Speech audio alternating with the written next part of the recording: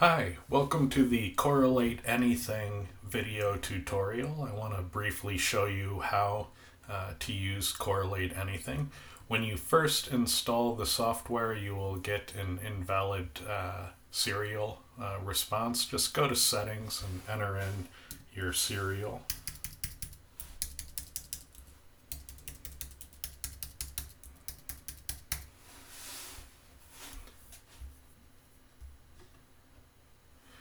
And you should see that go away instantly.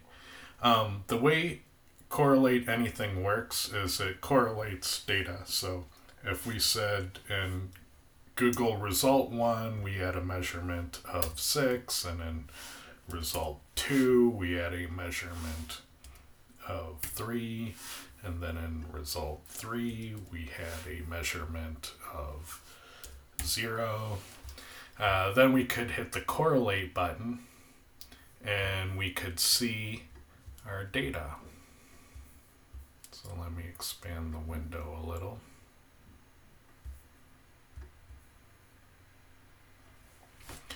And so we plot our graph, and our trend line matches our data line because it's a perfect correlation. We see our coefficients. So we see position 3 on Google, position 2, position 1. As we approach position 1, our measurements go up. So there's that negative correlation coefficient. So it's negative because the slope of the trend line is negative. If we had a positive correlation coefficient, then it would mean the more of it we have, the worse we rank. So it would slope the other way. In SEO, we look for these negative correlation coefficients.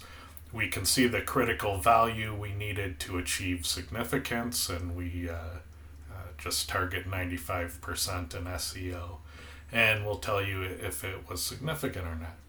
And so these buttons at the top, they're for different results. So maybe there's 5 results, maybe there's 10, maybe there's 100.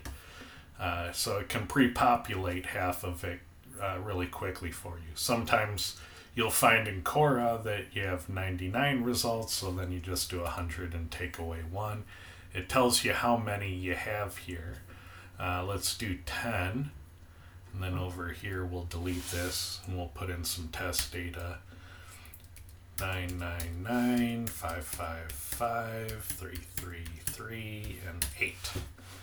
It's a test case I commonly use because I know it passes one and fails the other. So it's an interesting one for me to test with.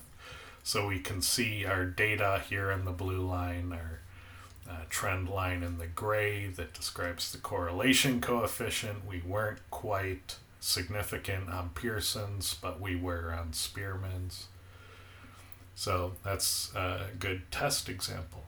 And then if you want to save these, you can save it. I'll call it test, and we'll put it on our desktop.